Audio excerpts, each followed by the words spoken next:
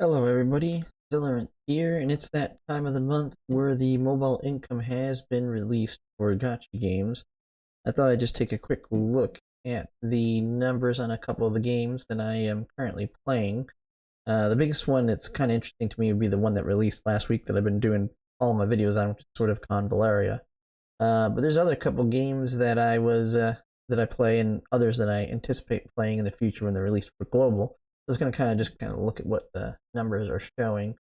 They've released both a separate from the separate regions, and then they have a combined total income one here.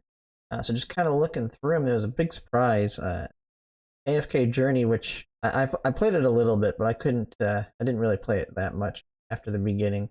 Being an idol, it was not as not my kind of style in game. I could probably get back into it at some point, but they had a massive jump. Now, from what I've read, their jump is kind of misleading in that they weren't released in Asia at all at this point. So even the global numbers are kind of misleading in that fact that both the Chinese and then like other Asian countries that are not China are added into this total. But it's still a big amount for AFK Journey. It's kind of weird because I think pretty much every month it's been all the Hoyo games at the top. I currently play Star Rail, and I can see why Star Rail's dropped so much. I mean, it was, I think on Firefly's launch, I think it was over 100 million. Then the next month it dropped down, and now it's dropped down a little bit more here. I mean, it kind of makes sense with Honkai Star Rail getting pushed down all the way, just because right now it's kind of a slow patch. Young Lee was basically just I mean, not that much better version of Clara, from what I could tell. I mean, she has some unique stuff and can do some damage, but there's really nothing special with her kit. And I know she was considered a very easy skip for a lot of people, especially with the Fiaxo, however you say your name, coming out in the next month. So she was an easy skip, and then JQ is pretty much a dedicated Nihility for Akron. So if you're not a big Akron person, which I am, I decided and pulled for him and got his light cone. But if you're not heavily using Akron, he was pretty easy skip for a lot of people too. So I mean, it's kind of been a slow patch for Honkai Star Rail. So I could see that being why they're way down. Haven't really. I mean, I never played any of these other top games, so I don't really know much about them. It just looks like they've had some big patches up there that have really boosted them. Another one, I haven't ever played Genshin Impact, but it's always been kind of a top leader. I think it's a pretty slow patch for them as well. Zenless Zone Zero coming off of its launch patches with Ellen, Zuzhuan. So now it's going into this next one, which was, I don't think it was as slow, but it's not the big hype one, and finally the hype's dying down from the launch of Zenless Zone Zero. Still a really good game, and I still anticipate to keep playing it. I actually think it'll go up this month because Jane Doe looks to be very hyped up. I do actually plan to pull for her. I'll be making a video over that polls once she releases. I think it's next week, if not next week, the week after. But I will do a poll video for Jane Doe when she comes out. I expect that to shoot their revenue up quite a bit. The same thing on the global. It should go up once she comes out. Let's see, and any of these other ones, I don't know much about many of these other games. I mean, I know Solo Leveling Rise came out that not long ago, so it's kind of staying about where it was. And so even though these aren't like in the top, like Sword of Convallaria, I know is a little bit farther down, but making over 1 million plus is still pretty good. I mean, the biggest thing when I'm looking at this chart is whether the game's going to, like we just seen with the Final Fantasy Brave Exodus getting into service, which I think their income's on here too. They're closer down to the bottom here. Don't know exactly where they're at on this one. Oh, here it is. So they just dropped from 300,000 to 130. So there's a reason they were end of service, because they just weren't generating the income they want.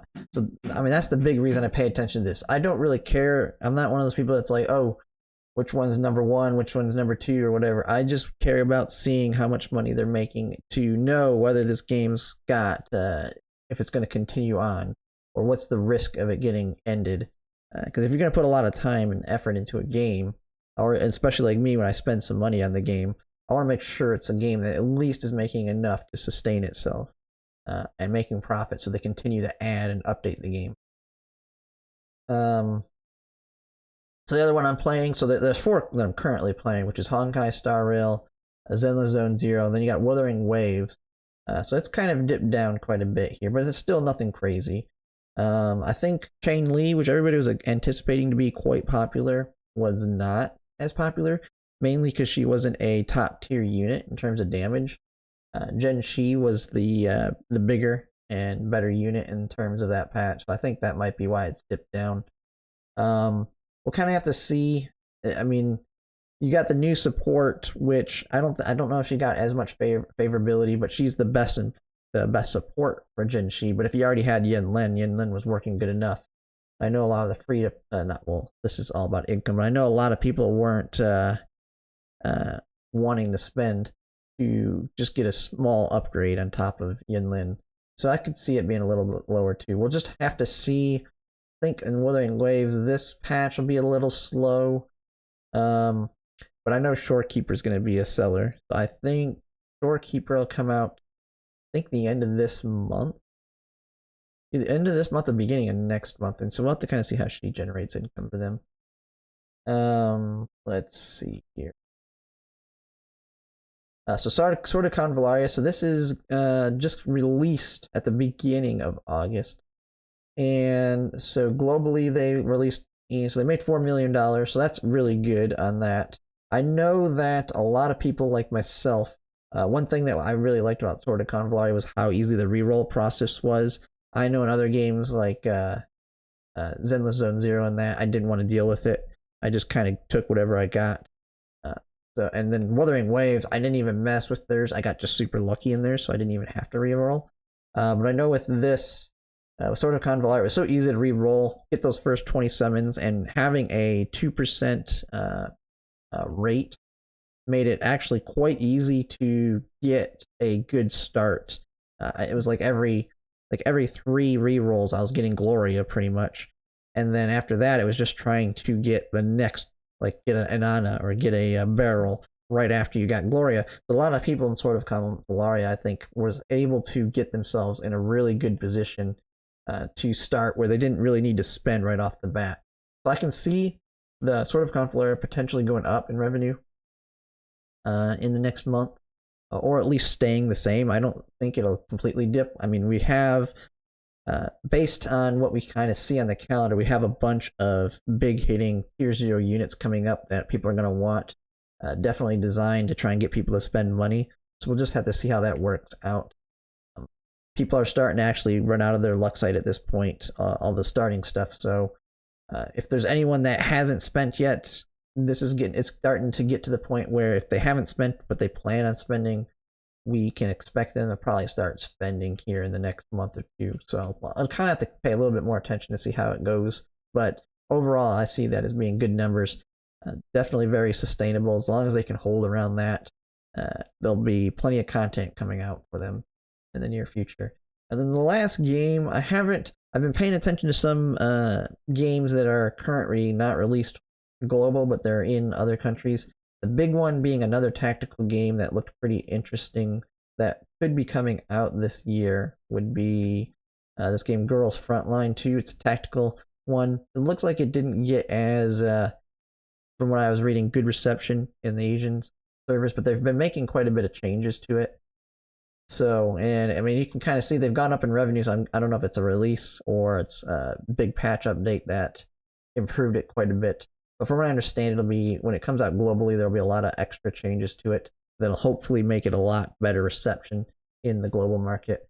But the combat actually looks pretty good in the game. I mean, and then it has tons of fan service in it, so I could see Girls Frontline doing quite well. And I plan to play it and make videos on it, and we'll kind of see how it goes from there. But so, not the best numbers in the previous month, but it's good to see that it's going up.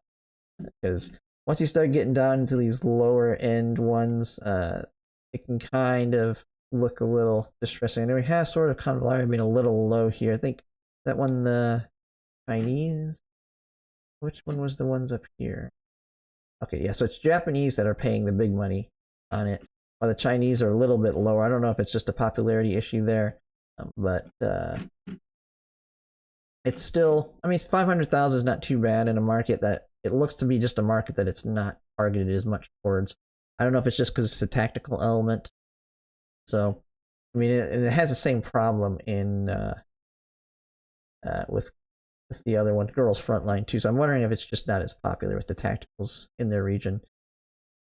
And then when you start getting farther down here, it's the games like I've played Reverse 1999 when it first came out. Was a little interesting, but nothing too special to it. But it keeps falling on the income tower. Of Fantasy is kind of low on there. You're starting to see these other ones. Now, these don't mean the game's dead either. You got, let's see, Punishing Gray Raven, which is only making 300,000, but they've been around quite a bit. They're still making it there, so it just really depends on the game and the cost to actually upkeep it. So the big 3D ones, like if you ever saw some of the bigger ones that have more expenses to them, like Wuthering Waves or Honkai Star Rail, any of those start to really dip, I could see them potentially being ones that they get into service to. So overall, it looks like good numbers for Sword of Convallaria and the other games I'm playing right now. And we'll kind of have to watch this for the next month. I'm hoping that Sword of Convallaria can at least maintain or grow with the next big patches on it. We have live PvP coming up at some point. We have Tower Adversity coming up at some point. So there's a lot more content coming, a lot of good units. So overall, it looks like a good month. I mean, all the big ones have dipped down just because there's been kind of slow patches for all of them. So, but overall, good month for all the games.